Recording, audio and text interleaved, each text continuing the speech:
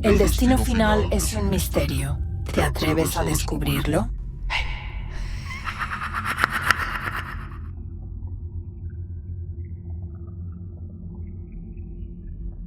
En las profundidades de Transilvania, donde las montañas se alzan como colosos y las leyendas se tejen con la niebla, nació un hombre que marcaría para siempre la historia, Vlad III Drácula, más conocido como Vlad Tepes, el Empalador.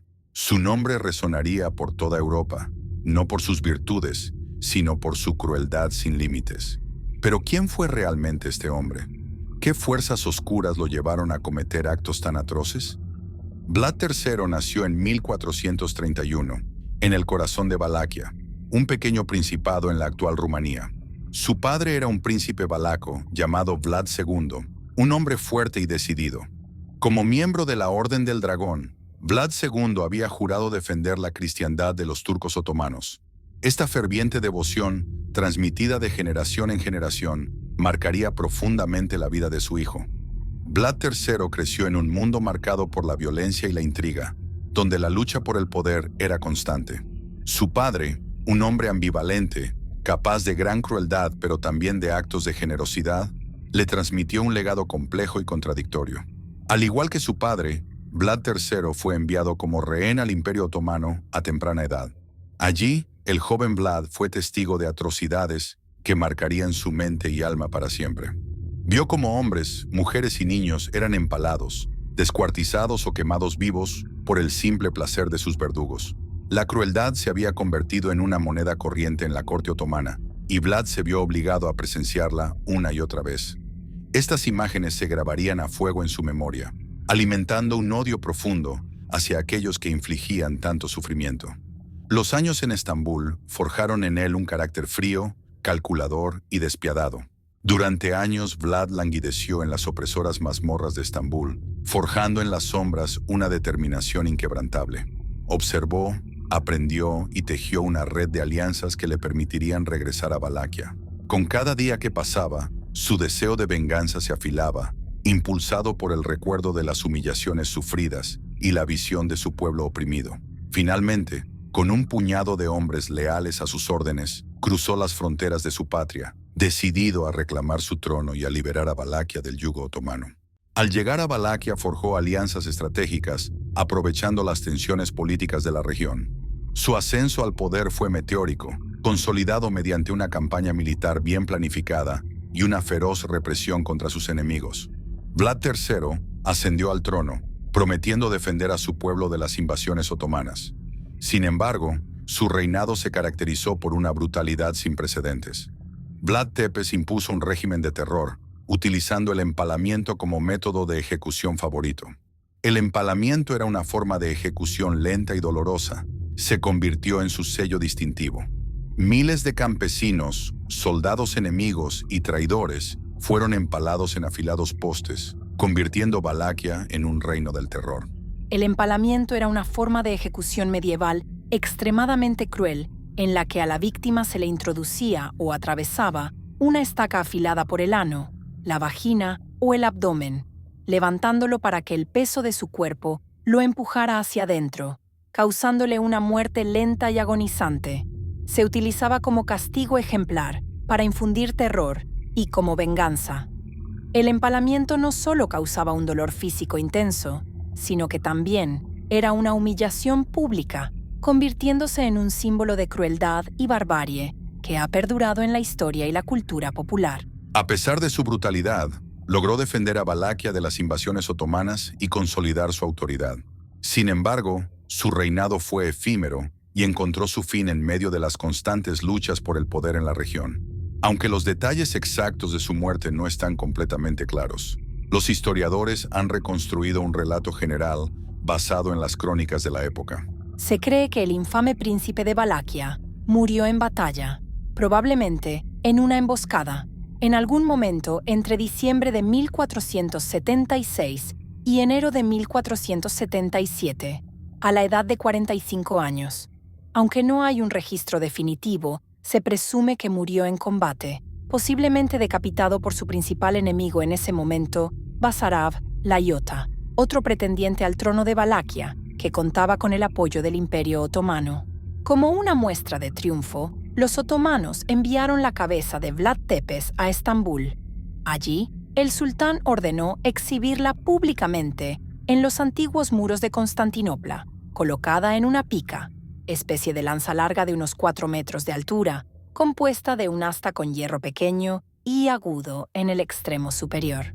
Según la tradición popular, supuestamente enterraron el resto de su cuerpo en el monasterio del lago Snagov, pero en excavaciones llevadas a cabo en 1993 no se hallaron sus restos.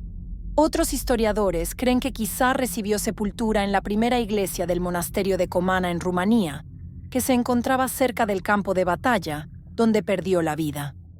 Con la muerte de Vlad Tepes, terminó una era de terror y violencia en Valaquia. Sin embargo, su leyenda perduró a través de los siglos, dejando tras de sí un legado de terror y fascinación. A pesar de su crueldad, algunos historiadores lo consideran un héroe nacional, por haber defendido la independencia de Valaquia frente a los otomanos. Sin embargo, su nombre quedará eternamente ligado al vampirismo y a la oscuridad, convirtiéndolo en una figura mítica y aterradora.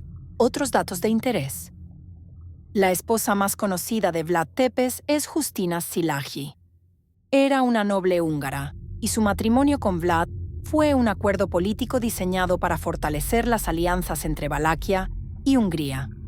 En aquella época, no era inusual que los gobernantes tuvieran múltiples esposas o concubinas, especialmente si los matrimonios políticos fracasaban o si se buscaban alianzas con otras potencias. El destino de Justina Szilágyi, después de su matrimonio con Vlad Tepes, es desconocido. Algunas fuentes sugieren que pudo haber muerto joven o que se vio obligada a retirarse a un convento. Sin embargo, estas historias carecen de fundamento histórico y deben ser consideradas más como leyendas que como hechos. Algunos investigadores sugieren que Vlad Tepes tuvo 3 hijos. El mayor se llamó Mignea y nació en 1462, cuando Vlad tenía 31 años. El segundo, cuyo nombre se desconoce, murió asesinado antes de 1486.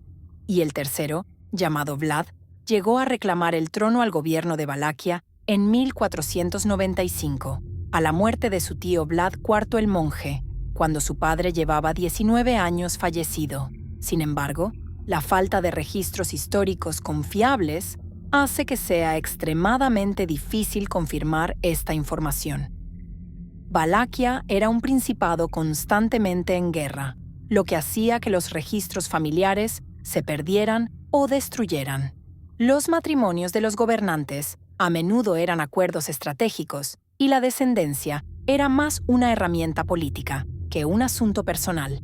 Las condiciones sanitarias de la época eran precarias y la esperanza de vida era baja, especialmente para los niños. Con el paso del tiempo, la figura de Vlad Tepes se ha envuelto en un halo de misterio y leyenda, lo que dificulta separar los hechos históricos de la ficción. No existe un castillo específico que se pueda afirmar con certeza que haya sido la residencia principal de Vlad Tepes. La asociación más común entre Vlad Tepes y un castillo es con el castillo de Bran en Transilvania, Rumanía. El castillo fue construido en el siglo XIV y su diseño y función eran más defensivos que residenciales. Sin embargo, esta asociación es más bien producto de la leyenda y la literatura que de hechos históricos. Se asocia el castillo de Bran a Vlad Tepes por la novela de Bram Stoker, Drácula, publicada a finales del siglo XIX, que popularizó la imagen de un vampiro que habitaba un castillo en Transilvania. Aunque la historia es ficticia, el castillo de Bran, con su aspecto gótico, se convirtió en el escenario ideal para representar el hogar del conde Drácula, inspirado en la figura histórica de Vlad Tepes. Con el paso del tiempo, el castillo de Bran se ha convertido en un importante atractivo turístico, aprovechando su asociación con la leyenda de Drácula. Vlad Tepes, como príncipe de Valaquia, probablemente habitó en varios castillos a lo largo de su vida, muchos de los cuales ya no existen o han sido modificados significativamente. La fama de Vlad Tepes trascendió las fronteras de Valaquia. Sus atrocidades fueron exageradas y distorsionadas por los cronistas de la época, convirtiéndolo en una figura demoníaca. Su nombre, Drácula, que significa hijo del dragón, se asoció con el mal y la oscuridad. Estas historias llegaron a oídos de Bram Stoker, el escritor irlandés que, inspirado por la figura de Vlad Tepes, creó al icónico Conde Drácula, un vampiro sediento de sangre. Bram Stoker comenzó a trabajar en la novela Drácula alrededor de 1890 y la publicó en 1897. Es decir, dedicó aproximadamente 7 años a la investigación, escritura y pulido de esta obra maestra de la literatura gótica. Vlad Tepes fue un hombre complejo y contradictorio. ¿Héroe o villano? ¿Fue un monstruo sediento de sangre o un héroe que defendió a su pueblo a cualquier precio? La respuesta a esta pregunta sigue siendo un enigma. Lo que es seguro es que su historia continúa fascinándonos, siglos después de su muerte. En las sombras de la historia, donde la realidad se entrelaza con la leyenda, yace el espíritu de Vlad Tepes.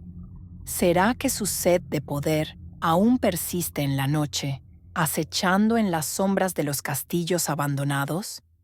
Tengan cuidado, pues la oscuridad puede ser más real de lo que imaginamos. Y recuerden, cada noche es una oportunidad para que las criaturas de la noche despierten y, sedientas de sangre, busquen nuevas víctimas. ¿Serás tú la próxima?